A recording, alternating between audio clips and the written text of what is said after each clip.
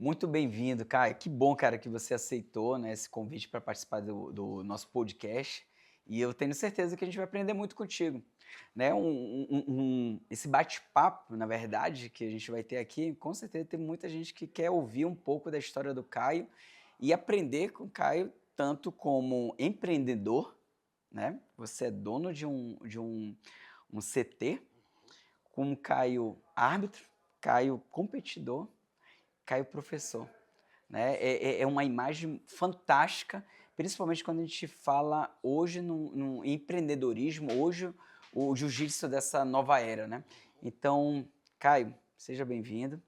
E gostaria que você contasse um pouquinho quando é que você começou no jiu-jitsu, como é que foi esse processo para iniciar no jiu-jitsu? Então, primeiro, quero agradecer a oportunidade, né, de Obrigado. falar um pouquinho da minha história, da minha trajetória. São muitos anos envolvido com as artes marciais, então eu fico muito feliz em poder falar um pouquinho de mim, de uma área da minha vida que eu sou tão apaixonado, que é o jiu-jitsu, né?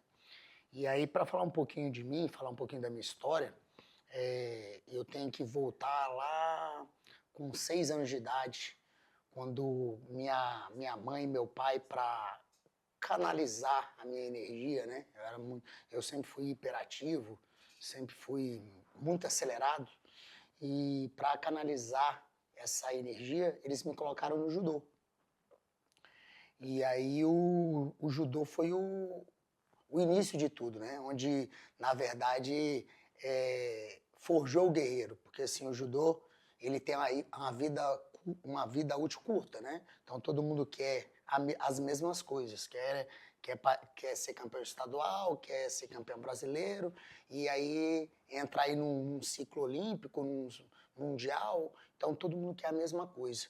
E aquele ambiente do judô era um ambiente muito carregado, um ambiente que eu tinha um parceiro de treino, mas aquele parceiro ele queria a mesma coisa que eu. Então, se ele me machucasse, para ele era bom. Então, era a faixa de Gaza, né? Era Ah, sempre aquela loucura, né? Tipo assim, disfarça amigos, mas todo mundo quer a mesma coisa. Então, era uma situação muito complicada. E aí, eu muito novo, com uns 11 anos, eu comecei a me destacar muito no judô, e aí eu queria elevar o nível, né? E aí eu pensei, cara, o que eu posso fazer para melhorar o meu judô?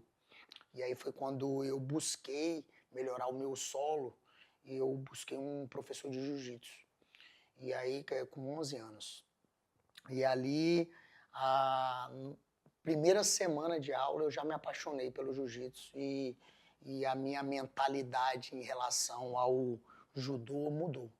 E aí eu vi que era o ambiente do jiu-jitsu, mesmo naquela época, que já era uma época, inclusive que a gente conversou um pouquinho antes, era uma época que o povo falava muito dos pit boys e tal, mas exato.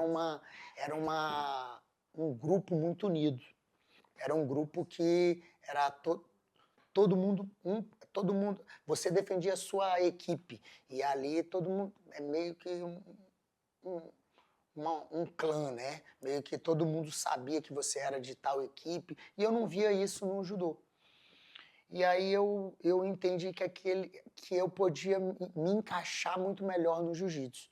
E aí o que aconteceu que foi mesmo que fez eu migrar mesmo pro jiu-jitsu? Eu continuei fazendo judô, só que eu comecei a entender que o meu judô me ajudava muito no jiu-jitsu.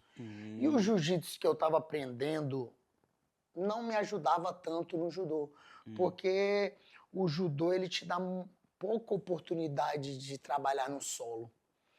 E o jiu-jitsu não, o jiu-jitsu te dá a oportunidade de trabalhar a queda quanto você quiser, desde que você movimente, e te dá a oportunidade de trabalhar no solo. Então eu falei, cara, isso é muito melhor. E o que foi um diferencial também que me ajudou muito no jiu-jitsu, o judô?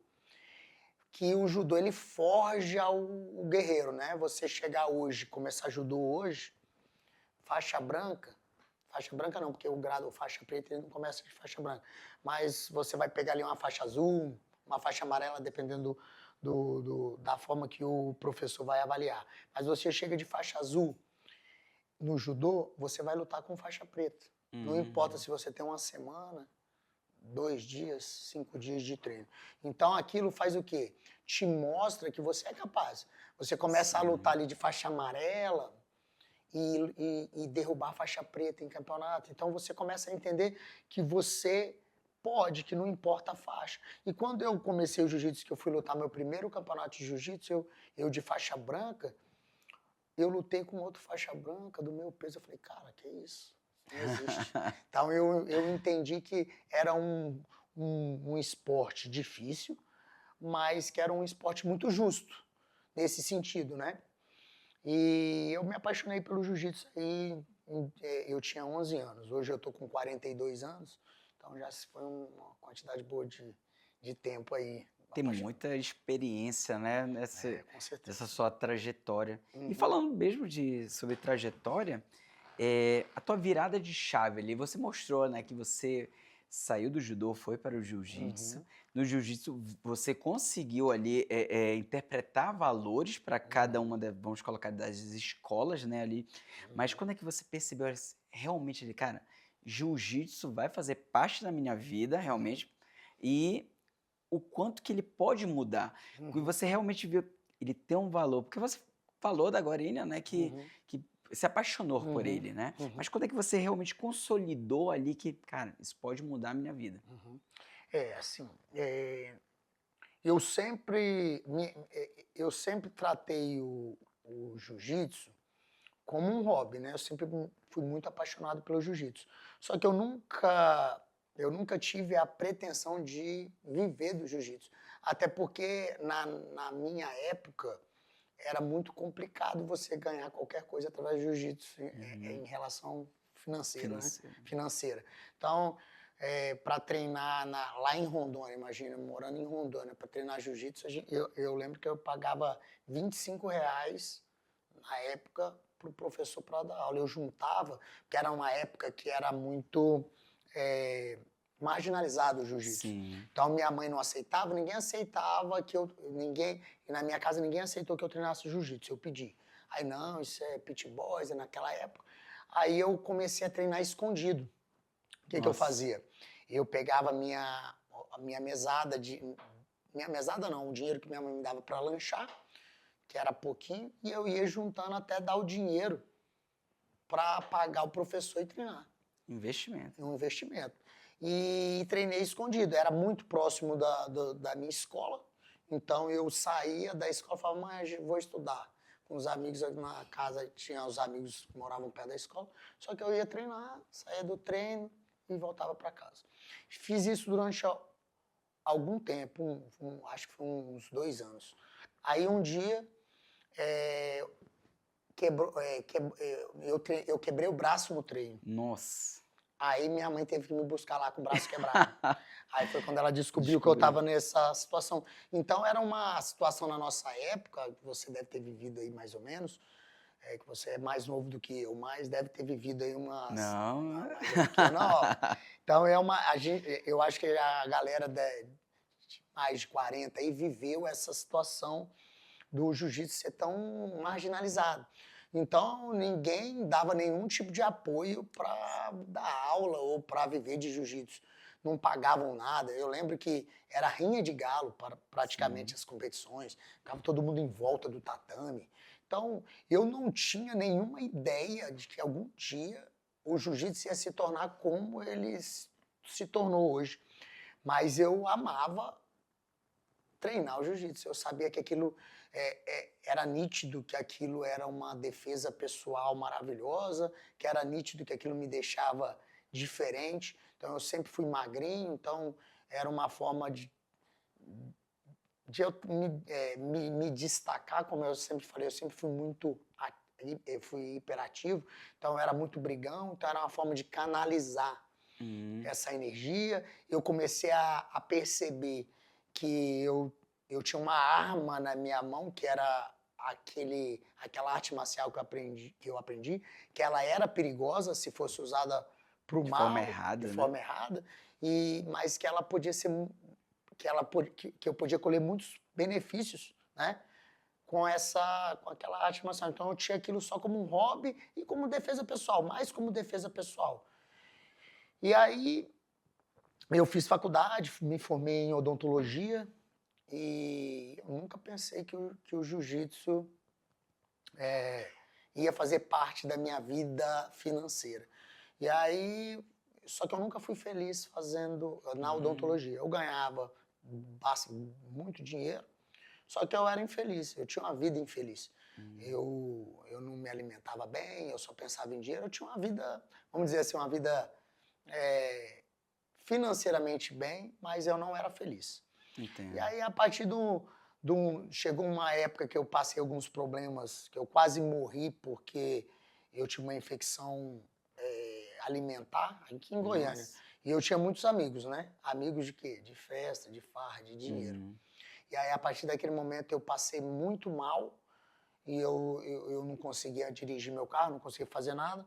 E aí, eu liguei para vários amigos de balada, né? E aí, não consegui que nenhum deles pudesse me ajudar.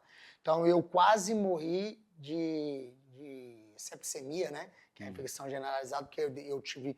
Se eu tivesse... A médica, na época, tinha falado que se eu ficasse mais algumas horas em casa, eu tinha morrido de infecção alimentar.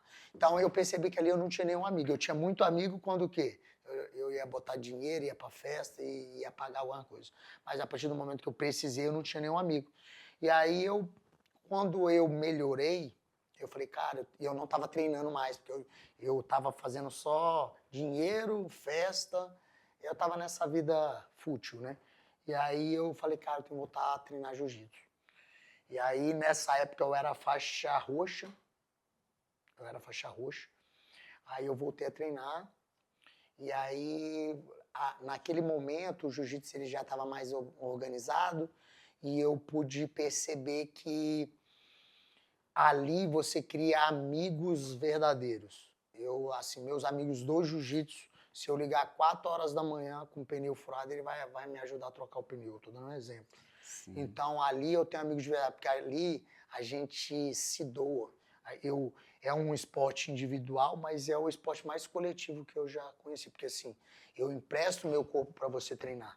Eu vou te emprestar o que eu tenho de melhor para você evoluir. Eu quero que você evolua. Quando você evolui, eu vou evoluir. Quando eu te mostro, eu te ensino, você fica melhor, eu sou obrigado a sair da minha zona de conforto. E isso vai fazendo com que a gente tenha uma cumplicidade, a gente tenha um carinho. Os dois crescem juntos, né? Cresce juntos, a gente já passa a ter um carinho um pelo outro, um cuidado, porque se eu te machucar, eu perco um treino duro, um treino forte. É bem forte, né? Mas como você colocou aí, comparando com alguns esportes, tem aquela rivalidade dentro da equipe, né? Já no jiu-jitsu... A maioria. Né? Jiu-jitsu não tem, eu não vejo. Olha que eu já... Algo mais saudável, né? Eu já treinei em muitos lugares e eu costumo dizer que a filosofia do jiu-jitsu, eu acredito que você não vai ver em esporte nenhum, em arte marcial nenhuma. Já treinei judô, taekwondo, karatê. Cara, você não vê, porque é que nem eu tô te falando. Eu não me importo se você é o juiz ou se você é o motoboy. Você vai me entregar um treino de qualidade, não me importa quanto você tem na conta. Sim. Me importa o quê? Me importa se você é um cara leal no treino, se você não vai... Eu tenho muita oportunidade... No jiu-jitsu, eu falo isso para os meus alunos, inclusive para as crianças. No jiu-jitsu, eu tenho muitas oportunidades de te matar. Vamos dizer, posso botar nesse sentido. A gente viu a menina que, de 14 anos, se eu não me engano, que matou o cara que entrou dentro da casa dela e ia muitos que se estuprar ela e defenderam. matou o cara. Como uma menina de... O cara, acho, se eu não me engano, tinha 42 anos, não lembro. Mas o cara mais velho... Qual arte marcial que uma criança de 14 anos consegue dominar e matar um adulto, máximo um homem, de 42, de mais velho? Nenhum. praticamente nenhum. E tem muitos casos, né, de defesa, né? Que a gente vê aí menores de idade, sabem se defender, né? E a gente vê outra coisa que eu acho muito legal, né, que principalmente falando, já que a gente tocou nesse assunto, né, de crianças, que nem sempre ele vai fazer uma posição, mas só a visão dele do que está um possível problema, que pode acontecer, um possível perigo, está numa zona de perigo, já sabe mais ou menos o que fazer. Isso é bem legal, né? É. E Caio, e você, a gente sabe, né, que você tem um currículo aí invejável, cara, é muito bom, né? Você investiu muito em campeonatos e pelo que você está contando aí, né, começou ali na infância, parou um tempo, né, no período de faculdade ali, no período profissional, como um profissional da odonto, né? Como é que foi para você entrar fundo aí em campeonatos, né? Fala um pouquinho aí, os teus principais aí premiações, né? E como é que foi? Foi desde do início, desde quando você era criança já estava, ou teve um momento que você realmente, poxa, agora eu vou investir mais em campeonato? Então, que nem eu te falei, o judô, eu tive um professor de judô que ele foi muito maravilhoso, vou botar assim. E é até nele que eu me espelho para dar aula para as minhas crianças. Porque assim, ele era formado em educação física, era faixa preta de judô, e naquela época muito difícil você ter algum cara da arte marcial que é formado em educação física, então ele era um cara que buscava conhecimento e ele sempre tentou fazer com que a gente tivesse o máximo de experiências dentro do judô. E experiências eu não digo só do judô propriamente dito, das quedas, do rolamento, não. Ele para você ter uma ideia, tinha treino que era num espaço de futevôlei, a gente treinava, brincava de vôlei. Tinha espaço que era num campo de futebol sintético, a gente jogava futebol. Ele tinha muitas brincadeiras envolvendo outros esportes. Legal. Porque ele gerava na gente, além da curiosidade, que é legal, ele gerava a gente, ele fazia com que a gente tivesse muitas experiências motoras, né? Sim. Então, de vários esportes. E eu costumo até falar para os pais, às vezes os pais chegam, não, meu filho tem que ir até o final. Cara, não tem que ir até o final. Ele tem que ter muitas experiências motoras. Sim. Quer fazer futebol? Bota no futebol. Eu acho assim, o que o pai tem que, na minha opinião, o pai não tem que fazer as vontades, todas as vontades. Ah, vai um dia, não quero ir, mas não, vai mais um pouco. Eu acho que os pais, eles têm que ser um pouco mais duros no sentido de, na minha casa, por exemplo, não tem negociação. Jiu-jitsu, natação, tem que fazer. Ponto. Quem manda sou eu, manda quem pode, obedece quem tem juízo. Porque, primeiro, é uma defesa pessoal que vai levar pro resto da vida. Pode achar ruim hoje? Pode. Mas vai me agradecer um dia. Interessante, olha, quando eu converso muito com a galera master, a principal problema que eles colocam, vamos colocar assim, problema, é por que eles não começaram antes? Quando chegou no master, poxa, eu poderia começar antes. Com E às vezes a galera tem a oportunidade de começar, né, e ainda não entende o valor de iniciar, né? Apesar que isso está mudando, né? Você está vendo aí muitas crianças entrando no E assim, jiu-jitsu. eu tô falando nesse sentido que um dia vai me agradecer, porque, por exemplo, quando eu era eu tenho um TDAH altíssimo, né? Controlado, com medicação e tudo. Só que eu tenho muita dificuldade em me prender. Tipo assim, na mesma facilidade que eu tenho de gostar, eu tenho de Sim, perdeu o abandonar. foco ali. Meu foco, assim, eu tenho hiperfoco em alguma coisa, só que aquilo logo passa. Então, você imagina se minha mãe tivesse feito todas as minhas vontades, eu não tinha tido uma experiência excelente com judô, eu não tinha conhecido o jiu-jitsu. E aí, entendeu? Ela me colocou em várias coisas. Só que algumas coisas a gente era obrigado a fazer. Uma das coisas que minha mãe me obrigou a fazer foi o judô. Ela falou assim, você só vai sair do judô a partir do momento que você pegar a faixa preta. Essa foi a decisão dela. Minha irmã também, minha irmã é faixa preta de judô. E natação, porque natação é sobrevivência. Então, natação e judô a gente era obrigado a fazer. O resto, a gente queria ter a experiência, ela deixava. Que quer fazer futebol? Faz futebol. Quer fazer? Eu fiz tênis de mesa, eu fiz futebol, eu fiz vôlei, eu fiz basquete, eu fiz futsal. Eu sou muito coordenado por conta da quantidade de atividade física que eu fiz na infância, de experiências motoras, né? Então, eu não gostava, a única obrigação era o judô e a natação. Você E aí foi. estimulou mesmo, né? Várias Me estimulei. Então, eu competências acho ali. que a gente não pode. Hoje em dia, as crianças elas não se prendem a nada. Videozinho de 15 segundos, essas coisas que fazem com que elas não se apeguem a nada. E a gente tem quem é professor tem muita dificuldade hoje de manter a atenção do aluno Sim, por conta de celular, tablet, essas coisas, a tecnologia, né? sim, sim. E aí acaba que as crianças perdem o interesse com muita facilidade. Então, o pai, eu não vou levar mais meu filho porque ele não quer ir mais. Ah, mas o quê? Machucou? Não, ele não quer. Então, os pais, eles estão fazendo muita vontade dos filhos e esquecem que são crianças. A Sim. gente tem que estipular o que eles vão fazer ou deixar de fazer. É que nem eu estou te falando, eu não acho que tenha que obrigar.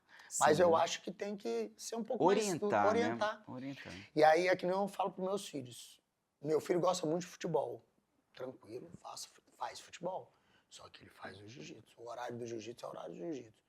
Não pode estar chovendo, qualquer coisa, ele vai treinar. E aí eu tenho quase certeza absoluta que um dia ele vai me agradecer por isso, Sim. por ter essa defesa pessoal. E eu acredito que o jiu-jitsu ele está caminhando para um lado muito legal. Eu acho que daqui para frente só tende a melhorar. E aí ele pode com certeza ficar rico através do jiu-jitsu. Hoje ainda não, mas mais para frente, como está andando, ter uma vida financeira legal. Não só financeiramente, porque eu acho que não é só o dinheiro que traz a felicidade, né? Você fazer o que você gosta.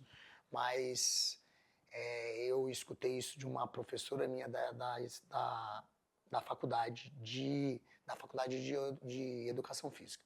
Ela falou assim para mim, eu falei assim, eu amo esporte, eu amo educação. Ela falou assim, então sabe o que você vai fazer? Dá um jeito de ganhar dinheiro com o que você ama. Ponto. Não importa Fica tudo o quê. mais suave, né? Tudo mais suave. É porque as pessoas estão muito ligadas ao médico, ou o advogado, ou então esquecem de que a vida é muito curta, cara. Você vai passar a sua vida inteira. Eu sei que adulto resolve, criança que faz o que quer, mas você não consegue fazer o que você ama e ganhar dinheiro com aquilo, dá um jeito. Eu acho que tem uma forma, desde que você se dedique, estude, esteja sempre se atualizando. Então, acredito que mais para frente o jiu-jitsu está crescendo muito, né? Então, vai ter muitas outras oportunidades. Então, o judô ele contribuiu para te incentivar a participar de campeonatos. Com certeza. E você... Porque a gente lutava muito. Tinha muitas competições. Muitas. Aí e no o meu jiu-jitsu professor sempre estimulou. Ele não obrigava, mas ele estimulava. Ele meio que não dava muita saída, mas ele não obrigava. Então a gente lutou muito, eu lutei muito judô. E é que nem eu te falei, eu lutava com faixa preta, eu ali menos... Porque o judô, você pega a faixa preta novo, né? Sim. Pega a faixa preta ali com 12, com 13 anos, então você tem a oportunidade de lutar com os caras mais graduados, mesmo sendo ali faixa branca, faixa cinza. Então, quando eu descobri que no jiu-jitsu eu ia lutar com um cara faixa branca, tudo igual a mim, falei, cara, isso é fácil. E aí eu quis lutar ao máximo. Eu lutei muito de faixa colorida. Muito. E eu ganhava muito por causa do judô, de começar derrubando. E aí eu sempre lutei. Só que aí, o que aconteceu? Na faixa colorida, chegou até a faixa roxa, e eu ganhava tudo. Tudo. Da faixa roxa em diante, eu caí na categoria do Márcio André, Os miau, no auge dos miau. Então aí eu já comecei a apanhar demais. Então foi um choque de realidade. Então eu era, na minha cabeça, eu era imbatível, eu não perdia de ninguém. E aí eu comecei a perceber, até a faixa azul, eu praticamente não perdia. E aí, na roxa, eu já tomei aquele choque de Sarrafo. realidade. Aí já comecei a apanhar, aí eu já não ganhava mais nada. Eu ganhava ali as primeiras rodadas, mas é porque assim, eu não tinha treino de qualidade, as informações eram muito limitadas, eram informações mais, por exemplo, se você ia ter lá no Rio, em São Paulo, mas Muitas eram informações vindo por revista, né? por revista, ou às vezes você ia no Mundial, no Rio na época, e trazia uma fita cassete com algumas posições. É mesmo. Então, era desse jeito que você tinha informação. A gente criava muita posição na academia, ficava lá e se botar a mão aqui. Então, a informação ela vinha muito lenta. Então, a gente evoluía muito pouco. Imagina, na época, isso em Rondônia, como é que ia chegar isso lá?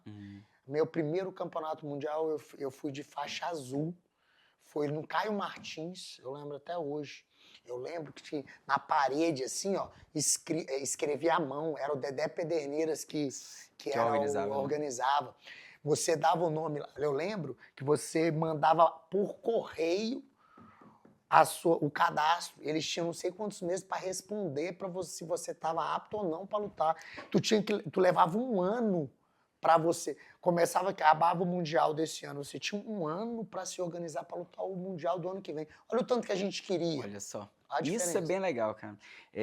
Muitos tinham um obstáculo que o próprio jiu-jitsu, né, ele põe aquele teste de obstáculos para você superar um adversário, por exemplo, o absoluto. Eu acho muito lindo o absoluto. O cara que vai para o absoluto, assim, poxa, e é aquela pegada, né, que até mesmo o próprio Hélio Gracie colocava, mas essa dificuldade também aí. Antigamente, né, esperar a o gente resultado queria muito, ali, né? Porque você imagina, sim, você tinha que esperar um ano para saber se você estava. Porque assim, eles tinham que responder por carta que você mandou tudo certo. Porque tinha um monte de coisa que você tinha que mandar.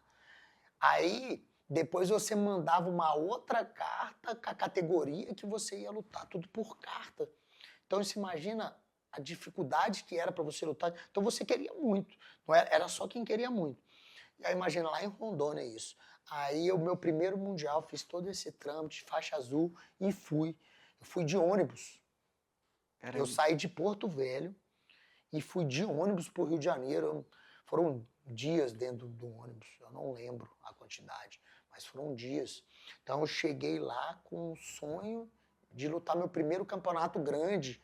Eu nunca tinha visto 5 áreas no mesmo lugar. Eu lutava em rinha de galo, uma área no meio e todo mundo em volta. O cara te pisoteava quando o outro ganhava, pisava na tua cabeça. E aí era isso. Tu tava lá lutando, o cara te dava uma mãozada, porque tu chegou perto do cara e o cara te dá uma mão. Era assim, ó. E tinha muito isso mesmo, né? Eu tenho uma lembrança, realmente, ali alguns campeonatos, né? A própria torcida invadia, né? Invadia. Tal. Lutava homem com mulher, não tinha... Era muito doido. Faixa azul com faixa roxa, era muito doideira. E aí eu fui pro meu primeiro campeonato. Cheguei lá, eu lembro que ele escrevia na parede o nome das pessoas, assim, ó, um monte de papelzinho. E aí tinha, tipo assim, mais de 100, a faixa azul sempre foi a que dá mais atletas, né? Tinha mais de 100 papelzinhos lá. E aí eles iam pegando os papelzinhos, você com você. Mano, eu fiz umas 8 lutas. E aí eu perguntava pro cara, e agora? Eu tô em qual? Ele falou assim, não, ainda tem mais algumas. Aí, pá. Aí chegou uma hora que eu, cansado, eu não aguentei e perdi.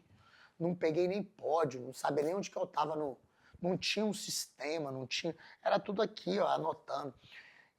Eu lembro que até tinha um rapaz que eu fiz amizade, ele lutou, ele fez umas 3 lutas. Aí daqui a pouco o cara falou assim, não, meu irmão, tu tá lutando na categoria errada. Nossa! Peraí, volta. Cara, era uma doideira. E todo mundo tava ali, pô, alegre, feliz, lutando. E hoje em dia, cara, se tu atrasar um minutinho ali, o cara já tá insatisfeito. É outra geração, a gente não tem que regredir, eu acho que é top mesmo Sim, com certeza. mas você vê que era uma geração que ela lutava pela honra, Isso, não era por falastura. medalha, não era por dinheiro, porque não tinha dinheiro. Era por honra, para defender a sua equipe, para mostrar que o seu treinamento estava bem feito, que você era capaz.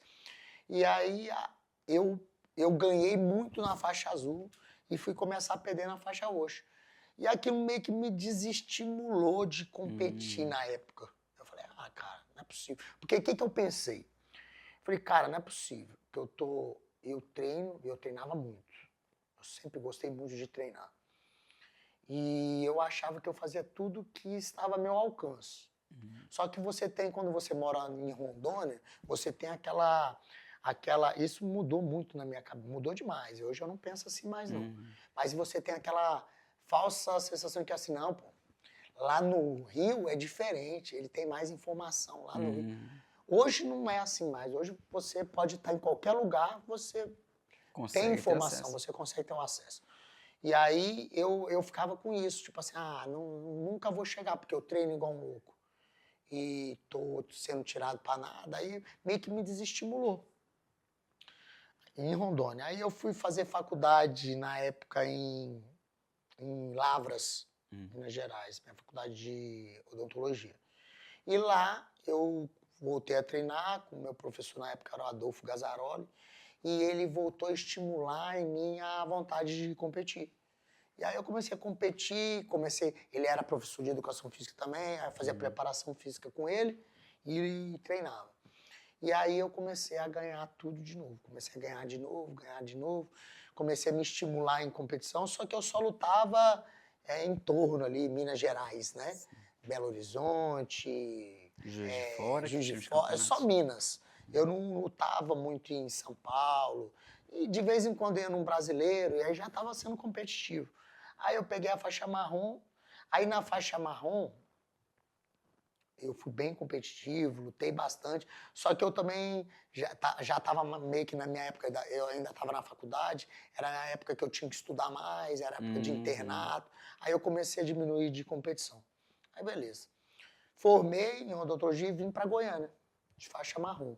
Aí quando chegou em Goiânia, olha a minha cabeça, eu já de faixa marrom, só que eu falei assim, cara, eu não vou chegar de faixa marrom lá, que os caras vão querer me matar, vão querer saber se é faixa marrom mesmo, eu vou chegar de faixa roxa. Aí eu fui treinar, eu lembro que em Goiânia eu fui treinar com o Fefel, já deve ter escutado falar, e o Sim. Fefel é de uma vertente ali mais do MMA, e ele é um excelente profissional, é um cara que tem um nome, treinou uma galera top aqui, Bem conhecido. bem conhecido. Só que ele sempre foi muito voltado para o MMA. E aí eu treinei com ele um tempo. Só que era assim, cara, eu ia treinar com os caras, parecia final De de campeonato. campeonato. Os caras queriam me matar. Eu falei, cara, e aí 1 mês, 2 meses, eu falei, cara, que horas que esses caras vão entender que eu sou da equipe deles, né, mano? E aquilo não aparecia, não acontecia. Até teve um dia que quebraram a minha costela no treino. Quebrou 3 costelas minhas Nossa. numa movimentação lá, um cara mais pesado. E aí eu fiquei mais um tempo sem treinar jiu-jitsu. E aí quando eu voltei, eu falei assim, cara, vou treinar numa equipe que o treino é mais comercial, mais de boa, mais tranquilo, para eu voltar ao ritmo, porque eu tava com medo, né, a respiração, eu ainda respirava, doía. Aí eu fui treinar eu não vou citar nome, porque vai parecer que eu tô falando que a Sim, equipe é ruim, mas eu não vou citar o nome. Mas era uma equipe que eu sabia que o treino era mais comercial. sim. Não que isso seja ruim, cara, porque É, às vezes é até mais é, adequado para o objetivo de com alguns certeza, consumidores, né, do e eu jiu-jitsu. acho que cada um sabe a, a vertente que quer levar, né, o que você quer levar na sua equipe. Então eu não acho errado. Mas eu Sim. procurei isso, eu pesquisei na internet. Coloquei Hum. lá uma equipe, trabalho mais comercial, Já é uma que outra realidade diferente daquele tempo que você estava lá em Rondônia, que isso era difícil ter acesso à muito difícil. informação, Aí eu e agora é mais fácil. achei e fui. E justo, a equipe era mais um treino mais comercialzão. E aí para eu ganhar ritmo. Aí eu fui ganhando ritmo, comecei a ficar mais seguro. mano, vou voltar a competir. Só que aí, nessa equipe, não estimulava a competição, né? Pelo treino, você já sabia que não era para competição, e o próprio professor meio que não gostava que competia, não ia junto para... Não tava lá, né? E aí, meio que sabia que o treino não era para aquilo, né? E aí ele um dia me convidou a buscar uma equipe mais forte. Ah, Ele foi. falou assim, cara, você é um cara muito duro, gosta de lutar, gosta de competir. Aí me deu uma opção, ele deu a opção que eu queria. Vou conversar com ele e tal. Aí deu a opção e eu fui. Uhum. E aí, na época era a equipe que eu fui era a Atrium, né? Que hoje é Atrium, mas na época era a Gracie Humaitá. Uhum. Depois modificou na época, depois modificou. Quando eu estava lá já modificou, mudou alguns nomes, mas era a Gracie Humaitá. E aí eu comecei a ter um treino de competição. E aí começou a melhorar meu treino, aí na época eu comecei a me envolver com MMA. Aí ainda fiz 6 lutas de MMA profissional. Tinha um professor de sem pano, Felipe Guirado, um cara, se tu tiver a oportunidade às vezes de conhecê-lo, cara, pra mim é o cara, um fora gênio, um da gênio. curva. Ele é um gênio, inteligência sobrenatural, ele é inteligente e ele é o cara... Hoje ele teve alguns problemas de saúde, então ele não treina mais jiu-jitsu, né? Uhum. Mas ele era o cara mais inteligente lutando, com QI de luta mais inteligente que eu já vi na vida. Já vi cara vindo de fora, grandão, gigante. Eu falei assim, quem que é esse Felipe Guirado? Eu quero ver se ele é bom mesmo ir lá e ele tirar o cara pra nada. Ele tinha ficado uma época com problema na visão, então ele não enxergava, então ele treinou algum tempo sem enxergar nada. Então ele tinha muito a percepção com a forma que você contraía a musculatura, o que você ia fazer, dele se adiantar. Interessante. Então eu aprendi muito com ele a me antecipar, fazendo treino. Tinha treino que ele fazia que ele desligava totalmente a luz da academia e a gente rolava no escuro, cara. Era uma doideira. Ele sempre foi muito inteligente, passava em vários concursos públicos, ele era aquele cara fora da curva. Uhum. Ele é formado em educação física também, então ele é um cara diferenciado, que é um cara que assim, cara, se você conversar com ele, é loucura. Aprende assim, é um cara, muito, aprende né? muito. E aí eu aprendi, e ele que me colocou no MMA. Uhum. Ele falou, cara, vamos lutar, mas você consegue e tal. E aí ele montou na época, na academia dele, uma parte para fazer a parede, né, com almofada. E aí a gente começou a treinar pro MMA. E aí eu fiz com ele 6 lutas de profissionais de MMA. Aí comecei a treinar Muay Thai. Ele direcionou. E aí foi uma época muito legal, que eu aprendi muito no Senki. Me apaixonei pelo Nogi. E assim, ó, eu luto várias competições de Nogi. Eu não treino nada de Nogi, nada. Praticamente nada. Tudo que eu faço no Nogi foi o que eu aprendi com ele e nunca esqueci. As pessoas falam, é a mesma coisa. Não é, não tem nada a ver. Quem sabe jiu-jitsu de kimono vai desenrolar o Nogi, com certeza. Mas, por exemplo, você pegar um cara do Nogi e botar para lutar jiu-jitsu de kimono, ele não vai fazer nada. Porque Concordo não é a mesma contigo. coisa.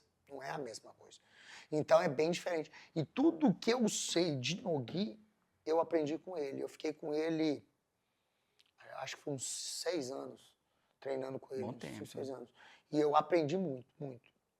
Então eu voltei a essa ideia de competir com ele. Só que aí na época, o MMA, e aí eu ganhei um condicionamento muito bom e comecei a acreditar em mim de novo. Só que passou um pouquinho e eu virei master. Uhum. Master de faixa marrom ainda, eu virei master. E aí eu peguei a faixa preta e virei master. E aí o que Bem na acontece? transição. Bem na transição. Eu vi um outro mundo. Porque assim, eu podia tentar continuar no adulto, podia, tinha gás para aquilo. Só que eu não pensava que eu ia, porque ainda assim era muito difícil de ganhar dinheiro. Então eu não pensava em ganhar dinheiro, eu pensava em quê? em fazer meu sonho, que meu sonho era ser campeão brasileiro, meu sonho era ser campeão mundial, meu sonho era ganhar a seletiva de Abu Dhabi, quando na época que tinha seletiva e você ganhava o voucher para lutar lá. Esses eram os meus sonhos dentro do jiu-jitsu.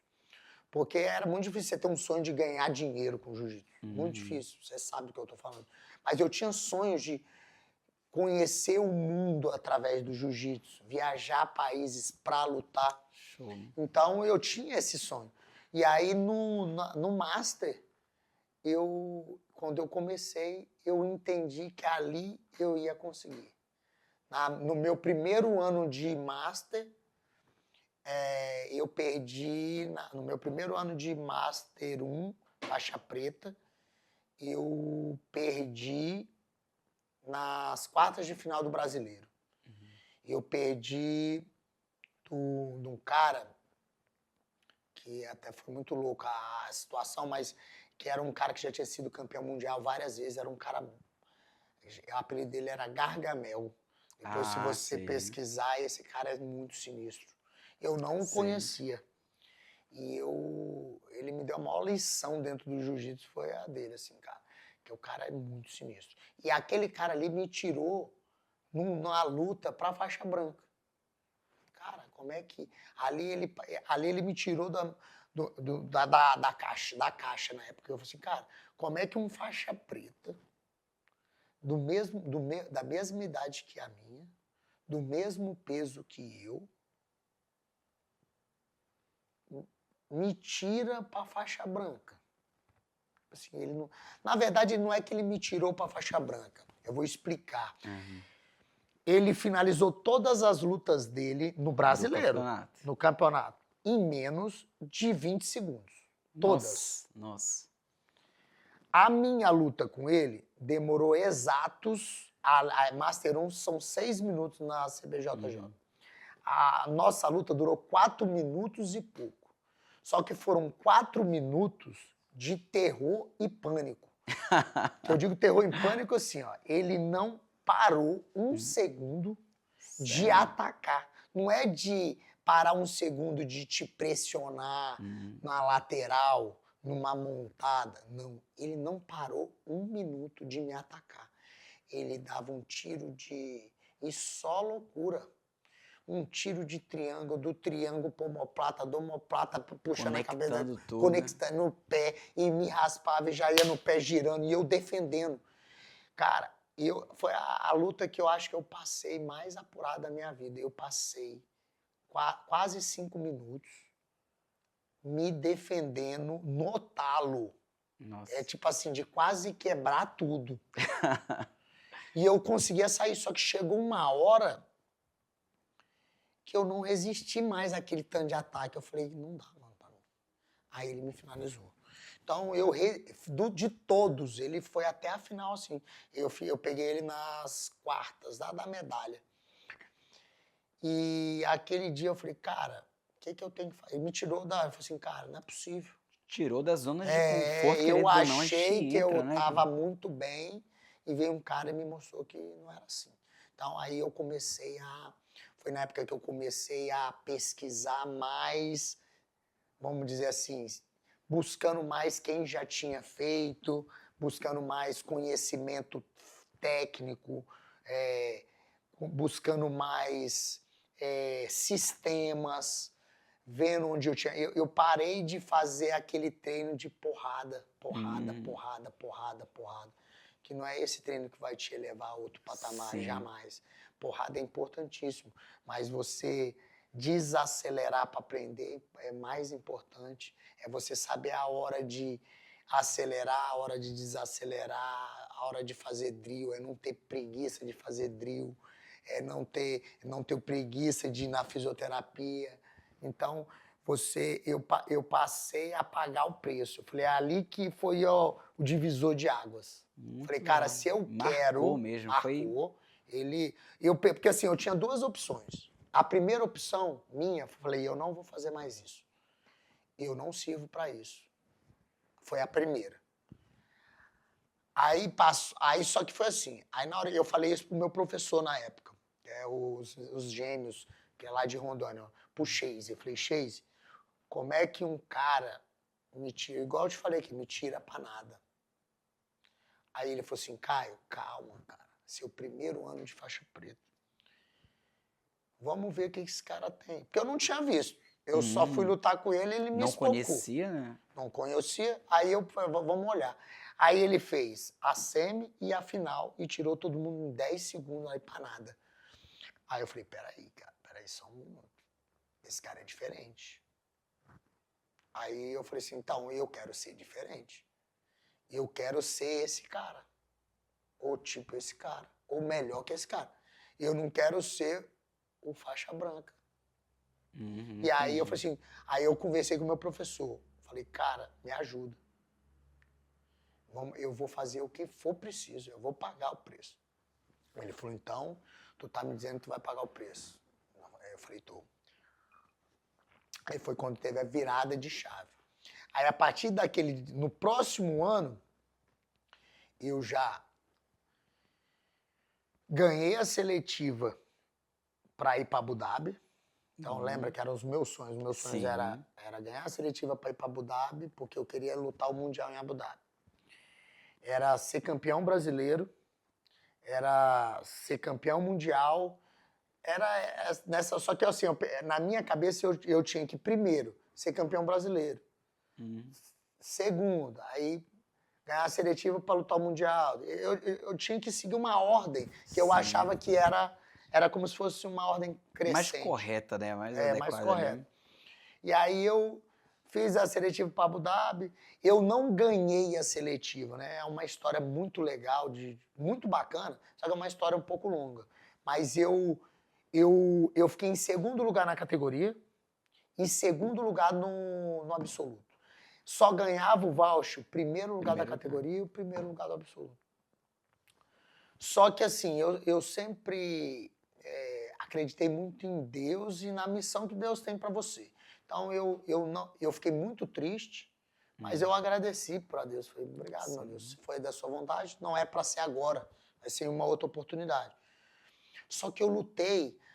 Você já ouviu falar que alguém luta em flow? Sim. Foi ali a primeira vez que eu lutei, eu tive essa percepção. Por quê? Eu fiz 5 lutas no primeiro dia, e aí as finais foram todas no segundo dia. E o absoluto foi no segundo dia. Então essas 5 lutas que eu fiz da categoria, eu entrei para lutar e saí de lá sem lembrar de nenhuma movimentação que eu fiz. Nada. Foi como se tivesse... se o filme da minha vida, naquele momento ali, fosse apagado. Eu não lembro. Aquele corte, né? Um Começou. Corte. E aí, na época, eu tinha ido com um aluno meu, que foi lutar também. Meu professor, na época, ele não foi, por conta, estava no começo da equipe dele lá, ele tinha que estar presente. E aí ele não foi. E aí eu fui com esse aluno meu. Esse aluno meu, ele era faixa azul. Ele virou pra mim e falou, cara, eu nunca vi você lutar tão bem, mano. Você jogou tudo. Aí começou a me contar. Eu jogava, o povo... Cara, ele disse que eu espoquei todo mundo. E eu não lembrava. Eu fiquei assustado. Isso é bem interessante, né? Você tocou num ponto que agora eu percebo, e Caio, que a galera tá investindo mais nessa parte de psicologia do esporte, né? Até mesmo o sentido do flow, né? Muita gente pensa assim, eu tô muito nervoso, né? Bora colocar abaixo de 10% ali do flow. Tô muito nervoso, por isso que eu não lembro de nada. Mas também o excesso você faz, né? Você não lembra. Mas é interessante você colocar isso, aí entra a parte do automático, né? Você transformou um movimento. Eu treinei muito. Sim, treinou muito. E eu não lembrava, cara, daquilo, não lembrava de nada. Eu achei muita loucura. Foi quando até eu nunca tinha tido nenhum tipo de contato com psicólogo esportivo, nada. Depois eu tive. Mas eu não conhecia nada, não sabia negócio de flow, de nada. Eu simplesmente fui lá e fiz um primeiro dia impecável. Bom. Ponto. Saí de lá, tá na final é só no outro dia. Beleza. Fui pro hotel, dormi, Quando eu acordei pro outro dia, eu acordei muito dolorido. Hum, E aí começou a vir um monte de coisa na minha cabeça, tipo, ih, cara, tô muito próximo, eu tenho que ganhar, não posso perder, meu sonho. Aí eu comecei, coisa que eu não estava pensando até aquele momento. E eu fui lá e falei assim, eu vou lutar bem, vou me divertir, esse é meu sonho, eu vou agarrar isso aqui com... Só que até isso acontecer, tinha um caminho grande, então eu não me preocupei, eu não tinha aquele negócio, vai dar certo. Eu vou me entendo. divertir, se for, vou... Tirou toda aquela carga ali, né, Carga. de pressão. Aí eu peguei, na final eu já comecei, cara, eu cheguei até aqui, eu tenho que ganhar, não posso perder. Aí comecei a alimentar na minha cabeça uma sensação de não posso perder, não posso errar, já cheguei até aqui. Então depois eu estudando mais a fundo, quando eu estudei mais depois, eu percebi que é um erro muito comum, Sim, que é eu não posso perder, você deixa de ganhar. sim. Porque você só não pode perder, você só não pode errar. Então você passa de arriscar, de querer fazer alguma coisa. Você tá o quê? Na defensiva. Não posso errar, não posso perder. Vai engessando, né? Engessando. Vai Então engessando. você fica limitado. Não fiz nada. A minha final, ela é ridícula. Eu lutei com um cara muito duro, um cara de Manaus, duríssimo. Inclusive ele mora hoje no Japão. Tá muito bem no Japão, um cara duríssimo. Só que, cara, eu tenho certeza que eu ganharia dele, eu ganhava dele naquela Não situação. conseguiu se doar por causa desses pensamentos, né? A sensação foi tão. Eu vou te falar que assim, ó, eu nunca tinha tido aquela de que a JP, a UAE, né? Faz aquela que você vai andando, aí vai aquela câmera te acompanhando, aquela coisa bem de televisão, tá ligado? Sim. A câmera vai deslizando e tu vai andando em vários telões, você Cinematográfico, aparecendo, né? e na TV Combate, né? E aí eu tava tão apavorado com aquilo tudo, que eu fui andando olhando, e tipo assim, eu nunca tinha tido aquela. Primeiro que lá onde a gente fica, lá no curral, né, que eles chamam de curral, era só faixa preta. E só faixa preta dos meus sonhos. Era só os caras que eu era fã, cara, pra valer. Aí eu fiquei, eu não tava nem aquecendo. Aí olhando Ficava assim, ó, olhando e eu a aquecendo galera. com os melhores, cara. Com os melhores. E aí eu olhava para aqueles caras assim, ó, e eu fiquei bobo, perdido. E vários pensamentos, né? E Sim. aí eu tô aqui, não sei o que. Aí tu já começa a querer abraçar algumas coisas. Ah, mas se não der certo, tá bom, já cheguei até aqui. Tu já Hum, começa a se aceitar o... boicotar, né? Sim. A Autossabotagem mesmo. aceitar aquilo ali, tá bom. E aí eu fui lutar, na hora que fui lutar, quando eu cheguei na frente do cara, me deu um estalo. Então, tu tá na luta, cara. Só que assim, aí eu já não tava concentrado. Hum, Ele me raspou numa raspagem que é a minha raspagem, a que eu faço, cara.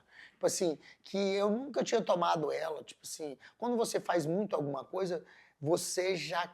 Eu costumo até falar para meus alunos: aprendam a fazer tudo, porque se você não incorporar aquela raspagem, aquela movimentação no seu jogo, você sabe defender ela. sim. Então aprendam tudo, tenham a cabeça aberta para tudo.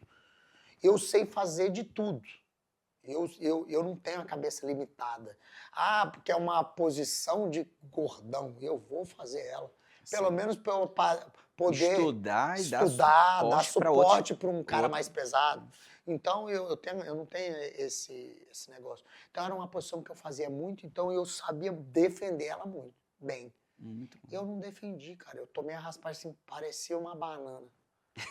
Pá, aí eu já, num caminho que deu o estalo, eu encaixei um triângulo. Eu fazia muito antigamente, um triângulo com a mão lá dentro. Assim, eu entrava a mão lá, só a mão e fechava o triângulo. sem os braços do cara, né? Era um triângulo com a minha mão lá dentro e a mão do cara por fora, como se ele tivesse ali Te emborcando, emborcando. né? Eu fazia muito essa... E eu apagava a galera nessa posição. Já apaguei muitas pessoas em campeonato, inclusive. Fazia muito. Quando ele me raspou, eu já abri a perna para ele ganhar a esgrima. Eu já entrei a mão e entrei o triângulo bem justo. Confiante que ela Confiante. ia ser... Aí apertei. Mano, ele ficou... Isso foi no começo ali, o primeiro minuto. Ele ficou uns 5 minutos com esse triângulo encaixado. Nossa. Não bateu e ele ganhou a luta. Foi só essa raspagem que eu tomei de besteira, de bobeira, falta de atenção, de não estar focado na hora. E aí eu perdi essa luta. Aí na hora que saiu de lá, agradeci a Deus e tal. Falei, pô, meu Deus, você fez, me deixou chegar até aqui, para eu ter um desempenho tão ruim, mas eu agradeço o Senhor. Tá? As minhas orações são sempre assim, né? Se eu ganhar, eu agradeço, se eu perder, a gratidão. E aí eu falei assim, eu queria muito uma outra oportunidade. Só que na seletiva não tinha absoluto. Não tinha. Em seletiva nenhuma de Abu Dhabi tinha absoluto. Não tinha. Era só as categorias. Porque faixa preta eram só as... Porque premiava todas as categorias. Então não tinha absoluto. Já era um diferencial, né? Nessa época era assim, né? Tinha vários lugares. Tinha no Rio, Sim. Tinha, eu não lembro se era em Gramado, tinha em vários lugares, em São Paulo, tinha em Manaus. Essa era a de Manaus.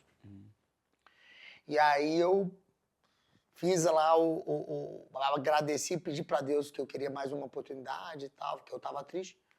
De repente, cara, menos de 10 minutos ali, falou assim, ó, vai ter seletiva, vai ter mais um voucher para até 7,5 e acima de 7,5. Olha só, um absoluto dividido. Absoluto dividido. E valendo o voucher. Eu falei, cara, meu Deus, é agora. Eu pedi e ele me deu. Aí eu fui, mano. Fiz, acho que foram 4 ou 5 lutas. Ganhei todas. E fui pra final do absoluto. Chegou na final do absoluto, eu perdi de... Porque na AJP, a vantagem, ela é 1 ponto. Ela não é, tipo assim, critério de desempate. Como é na CBJJ. Por exemplo, se tá 2-2, você faz uma vantagem, fica 3-2. Se eu tiver com 3 e você faz uma vantagem, tem 2, você faz uma vantagem, fica 3-3. Então tava 2-2 e no finalzinho o cara deu um migué lá numa botinha e ganhou uma vantagem. Eu perdi a luta. Poxa. Eu falei, não é possível, meu Deus. Tipo assim, eu fiquei, pô, me iludiu de novo. Eu saí na porta, fiz um monte de luta, todo ralado. Mas eu falei assim, obrigado, meu Deus, não tenho que reclamar, não tô machucado, tô vivo. Mas aí fui embora pra casa. Triste, mas agradecido, né? Tinha lutado bem. Deu 1 semana que eu tava em casa. Na época, eu lutava pela GF Team, né? Do mestre Júlio César. Na época, tem uma ou 2 semanas, eu não lembro, o Júlio liga pros gêmeos, né? Pros meus professores lá, pro Chase. Fala, Chase, o Sheik gostou muito das lutas do Caio, do desempenho do Caio. Ele lutou, jogou todo mundo, cara, se destacou muito. Ele quer dar o voucher pro Caio lutar o Mundial em Abu Dhabi. Fala pra ele arrumar a mala e que ele vai. Show. Aí o Chase falou, o Júlio, liga pro Caio, você, e fala.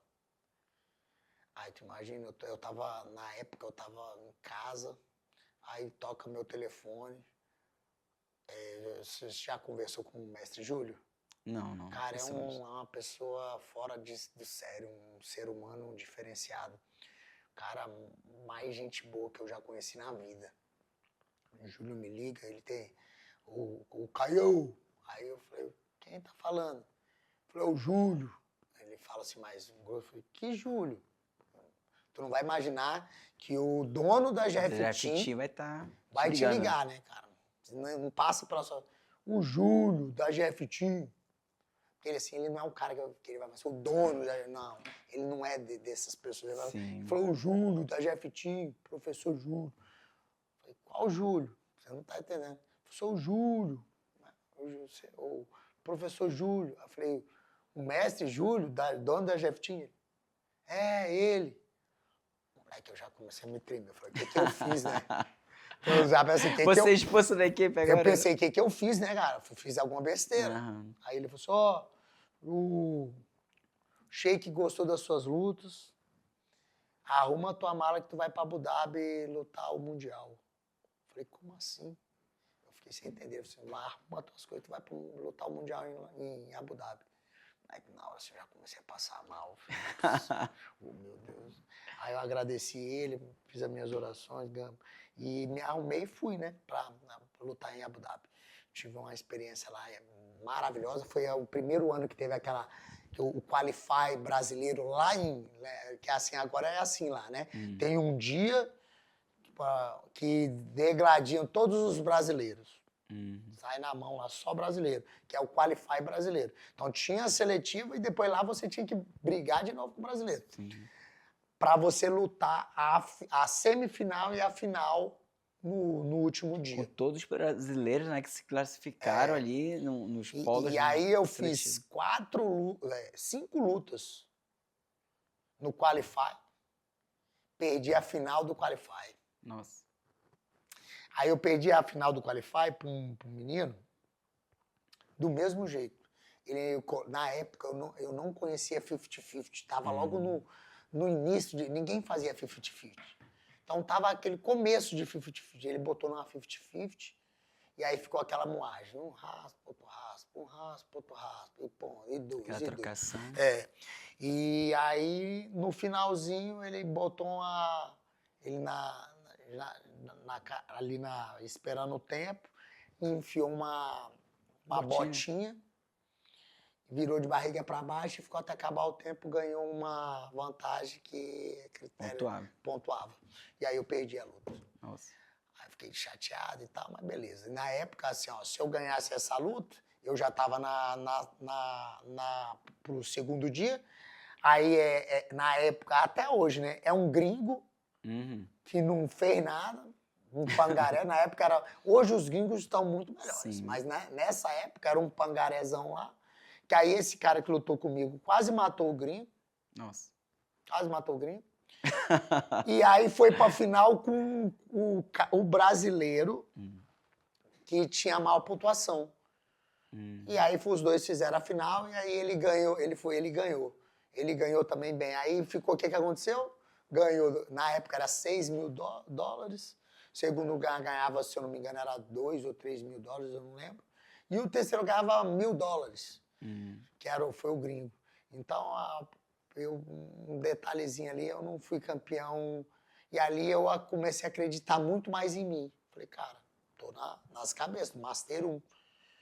E aí, na volta, tinha o brasileiro. A gente aterrissava em São Paulo nas terça, domingo, sábado, domingo era o brasileiro. Nossa, bem próximo. Bem próximo, da CBJJ. E aí eu me inscrevi, lógico. Falei, já vou descer, porque a gente tinha um pouquinho de dificuldade, né? De Rondônia pra lá é caro. Sim. E aí eu falei, eu já desço e já luto. Aí eu me inscrevi. Aí até foi muito bacana, porque quando eu desci, eu tava 10 quilos acima do Pluma. E eu tinha me inscrito de Pluma, 10 quilos. Nossa. E aí eu fui para um hotelzinho e inscrevi na internet. E na época eu treinava fazia minha preparação física no CrossFit. Aí eu coloquei CrossFit e Jiu-Jitsu próximo de mim. Aí quando eu vi, apareceu uma equipezinha lá, que na época era do Barbosa. Do Barbosinha? B9? B9. E aí, que era tipo 200 metros de onde eu tava. Quando eu cheguei lá, quem tava na porta sentado? Você conhece o Thiago Alves? Sei, que é da que tem um rastafarizão, o cara lutou, foi do TUF. Cara, o Thiago Alves, ele participou do TUF. Aquele cara foi um dos primeiros caras que eu vi lutando, que eu me apaixonei pelo jiu-jitsu, assim, de ver alguém lutando. Ele era loucura ver as lutas dele. E fazia berimbolo. Explosivo. Há muitos né? anos, ninguém sabia de nada, ele fazia só coisa que ninguém jamais tinha visto. Ele lutava muito, de faixa roxa. E eu vi ele quando eu fui lutar o Mundial, que eu vi ele era faixa roxa, e eu conheci ele, eu vi ele lutando. E eu já falei, cara, esse cara é um fenômeno. Depois eu vi ele no TUF. E aí eu fui lá, eu era fãzaço dele, aí ele tava na porta. Aí eu já falei assim, ó, cara, antes de mais nada, eu tirar uma foto contigo, eu sou teu fã, já conversei com ele. E a gente trocou uma ideia. Hoje ele é meu amigo pessoal, cara, meu amigão. Que legal. Gosto dele pra valer. Toda vez que eu vou lá, eu faço questão de ir lá com ele, ficar com ele lá. Às vezes fico 1 semana, 2 semanas lá com ele. A gente criou uma amizade grande. Aí eu fiquei nessa semana treinando com ele. E bati o peso e foi meu primeiro ano de brasileiro lutando pluma. Porque eu só tinha lutado de pena. Aquela vez que eu apanhei do Gargamel, foi de pena. Pena. Aí essa vez foi o meu primeiro ano de pluma. Aí, cara, eu fiz... Foram 7 lutas. Eu ganhei de todo mundo. E a minha final... Aí eles chamam, né? Você pra lutar na área, aí avisa que a final era assim, eu não sei se como é que tá assim hoje. Mas até Master 1 eles faziam assim. E aí inicia a luta. Quando me chamaram, a Jeff tinha em peso, descia ali pra área de luta. Sim, ficava tipo assim. Torcida mesmo, torcida né? Ali mesmo. pela equipe, né? E eu era fãzão de muita gente da Jeff Team, por causa do Rodolfo Vieira. Sim. Aí eu já conheci o Baraúna, que é o negão que fica gritando. Já conhecia o Gogó. Cara, eu era fã de uma galera da Jeff Team. Eu era Jeff Team, mas é lá em Rondônia, então eu não tinha contato com eles. E aí, na minha final, desce o Baraúna e fala assim, ô Magrinho, vai ser campeão brasileiro, não sei o quê. Aí eu falei, caralho, ele me chamou de Magrinho, depois me chamou pelo meu nome. Aí eu falei, pô, esse cara me conhece? Aí eu já fiquei empolgado. Aí fiz a final, só que o moleque era muito duro de judô. Faixa preta de judô muito duro. E aí a gente trocou naquela loucura e eu só fazia vantagem, eu não fazia nenhum ponto. Ele entrava a queda, eu plugava nas costas dele ali e eu ganhava vantagem. Fiz várias vantagens, tava tipo 5 vantagens a 2. Aí nessa aí, quando parou pra gente arrumar o kimono, mandou a gente arrumar o kimono, o Barão olhou pra mim e falou assim, ó, eu até falo pra ele que esse primeiro brasileiro, quem ganhou fui ele. Ele falou assim, ó, o Magrinho, você não veio aqui pra ficar em segundo lugar não, meu irmão. Você vai ser campeão brasileiro. Aí ele olhando no meu olho, cara, aí eu olhei aquilo e falei assim, caralho, mano, esse negão desse tamanho aí, foda de jiu-jitsu, que eu sou fã, tá acreditando em mim e eu não tô acreditando. Olha só. Quer saber, meu irmão? Vou ser campeão brasileiro. Aí ali parece que eu liguei um outro pulmão. Aí eu fui pra cima. E aí acabou a luta, eu acho que tem essa luta no meu Instagram. Eu acho que eu ganhei, se eu não me engano, de 8 vantagens. Eu não fiz nenhum ponto. Foi só vantagem. 8 vantagens a 5, 8 vantagens a 4, 8 vantagens a alguma coisa. Foi uma guerra. Mas foi meu primeiro ano campeão brasileiro. Então, num ano só eu fui campeão brasileiro. Eu fui para não ganhei a seletiva, mas tive a oportunidade de lutar o Mundial. Ganhei o voucher para lutar o Mundial em Abu Dhabi. Então, as coisas foram concretizando. É muito massa, cara, escutar assim. Eu sou apaixonado por história, cara. História, assim, da vida. Eu costumo falar, Caio, que todo mundo merecia ter um livro da sua vida, né? Às vezes esse livro é falado, né? Às vezes, por exemplo, pelos filhos, pelos netos, né? Pelos conhecidos, mas deveria ter algum registro físico ali. Porque, pô, cara, escutar isso assim motiva muito, né? A gente vê que tem muita gente que às vezes desiste na primeira oportunidade ali, né? No primeiro obstáculo. E você não, teve várias coisas. E, cara, não é à toa que você foi convidado para gravar para a BJJ Evidence, né? E a galera que vai estar escutando, e essa é a nossa conversa, né? Com certeza vai querer saber. Cara, com toda essa experiência, com todo esse, como eu falei, um currículo de ponta, né? O que a galera pode esperar do curso do Caio na BJJ Evidência? O que a galera pode esperar do Caio como uma consultoria ali do Caio na BJJ Evidence? Então, eu sempre tive muita vontade de passar para as pessoas, eu gosto muito, né? Eu aprendi de que quando a gente ensina, a gente aprende duas vezes, né? Então, eu Sim, sou muito apaixonado em ensinar. Eu acho que esse é o meu ofício mesmo, eu sou apaixonado por isso. E eu sempre tive vontade de resumir toda a experiência que eu tenho de luta, de competição, em algum lugar que eu pudesse passar isso para as pessoas. sim. Então, a proposta que você trouxe para mim foi uma proposta que encheu meus olhos de alegria, assim, Legal, né? me proporcionou a ideia de que eu posso transmitir isso de alguma maneira muito responsável, de com qualidade.